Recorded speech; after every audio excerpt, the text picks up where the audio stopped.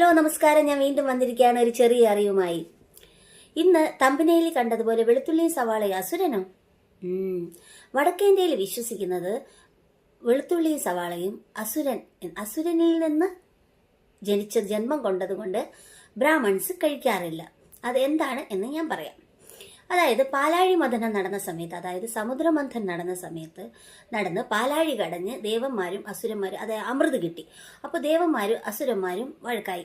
ഞങ്ങൾക്ക് വേണം, ഞങ്ങൾക്ക് വേണം, ഞങ്ങൾക്ക് വേണം. ദേവന്മാർ പറഞ്ഞു ഞങ്ങൾക്ക് വേണം, അസുരന്മാർ പറഞ്ഞു ഞങ്ങൾക്ക് വേണം. കാരണം അമൃത് കുടിച്ചാലല്ലേ ജരാനരകളൊന്നും സംഭവിക്കാതെ, വാർദ്ധക്യം വരാതെ ജീവനോടിരിക്കുള്ളൂ, ചിരഞ്ജീവിയായി. അപ്പം ദേവന്മാരും അസുരന്മാരും ഇങ്ങനായപ്പം അസുരന്മാരെ ഏതായാലും ചിരഞ്ജീവിയാക്കി ഇരുന്ന് കഴിഞ്ഞാൽ ലോകത്തിൻ്റെ അവസ്ഥ എന്താവും? അപ്പം മഹാവിഷ്ണു എന്താ വിചാരിച്ചത്? ഈ അസുരന്മാരെ ഒന്ന് അടക്കാൻ വേണ്ടി മോഹിനി രൂപമെടുത്തു. മഹാവിഷ്ണുവിൻ്റെ മോഹിനി രൂപം എല്ലാവർക്കും അറിയാവുന്നതാണല്ലോ. ആ രൂപം എടുത്തപ്പോൾ ഉള്ളതാണല്ലോ നമ്മുടെ അയ്യപ്പസ്വാമി, അതെല്ലാവർക്കും അറിയാം. അങ്ങനെ ആ സമയത്ത് ദേവന്മാരോടും അസുരന്മാരോടും പറഞ്ഞു നിങ്ങൾ ഒരു സൈഡിലിരുന്നോളൂ, അസുരന്മാരോട് പറഞ്ഞു നിങ്ങൾ വേറൊരു സൈഡിലിരുന്നോളൂ. അങ്ങനെ അസുരന്മാരടങ്ങി. അത് കഴിഞ്ഞ് കഴിഞ്ഞപ്പോൾ ദേവന്മാർക്ക് ഇങ്ങനെ അമൃത് കൊടുക്കാൻ തുടങ്ങി. അപ്പം ദേവന്മാർ മേടിച്ച് ഇങ്ങനെ കുടിക്കാൻ തുടങ്ങി. അപ്പോഴേ ഒരു അസുരൻ വേഷം മാറി ഈ ദേവന്മാരുടെ കൂട്ടത്തിൽ ഇരുന്നു. അന്നേരം അതായത് അമൃത് മേടിക്കുകയും അത് പാനം ചെയ്യുകയും ചെയ്തു, കുടിക്കുകയും ചെയ്തു. അപ്പോഴത്തേക്ക് ദേവന്മാർക്ക് മനസ്സിലായിട്ട് മഹാവിഷ്ണുവിനോട് പറഞ്ഞു ഇത് അസുരനാണെന്ന്.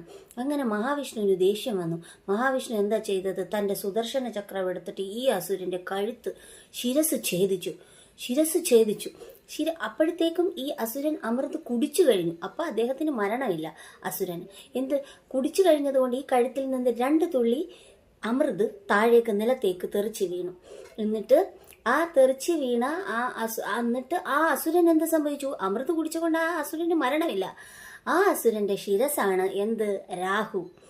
ആ അസുരന്റെ ഉടലാണ് കേതു. അതായത് നമ്മൾ പറയില്ലേ രാഹുർ ദോഷം, കേതു ദോഷം എന്നൊക്കെ പറയില്ലേ, അതാണ്. ആ തലഭാഗം രാഹുവും ശരീരഭാഗം കേതുവുമാണ്.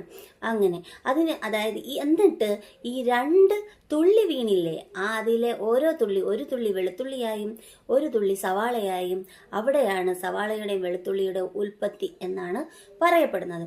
അതുകൊണ്ട് ഇത് രണ്ടും ശരിയാ, രോഗശാന്തിക്ക് നല്ലതാണെങ്കിൽ പോലും ബ്രാഹ്മൺസ് ഇത് കഴിക്കാറില്ല. കാരണം അസുരനിൽ നിന്ന് ജന്മമെടുത്തതാണല്ലോ വെളുത്തുള്ളി സവാള. അതുകൊണ്ട് ഉത്തരേന്ത്യയിൽ ജൈൻമാര്, രാജസ്ഥാനി, അങ്ങനെ അവര് ബ്രാഹ്മൺസ് ഒക്കെ കഴിക്കാം. പിന്നെ വിശ്വാസത്തെ ഒരുപാട് മുറുകെ പിടിക്കുന്നവരും ഇത് കഴിക്കാറില്ല, ഉപയോഗിക്കാറില്ല. അപ്പം ഇത് എൻ്റെ പരിചയമുള്ള ഒരു ചേച്ചി ഇതുപോലെ കഴിക്കാത്തപ്പം ഞാൻ ചോദിച്ചപ്പോൾ അവർ പറഞ്ഞു തന്ന അറിവാണ്. പിന്നെ ഞാൻ ഒരുപാടെടുത്ത് വായിച്ചു. കാരണം ഈ പുരാണങ്ങളിലായാലും അങ്ങോട്ടും ഇങ്ങോട്ടും ഒക്കെ ഇത്തിരി വിശ്വാസങ്ങൾക്ക് മാറ്റം ഉണ്ടല്ലോ. അപ്പം ഭൂരിപക്ഷം പറഞ്ഞുള്ള അറിവിൽ നിന്ന് ഞാൻ ഇന്ന് നിങ്ങൾക്ക് ഈ അറിവ് തന്നതാണ്. എൻ്റെ ഈ അറിവ് എല്ലാവർക്കും ഇഷ്ടപ്പെട്ടു എന്ന് വിശ്വസിക്കുന്നു.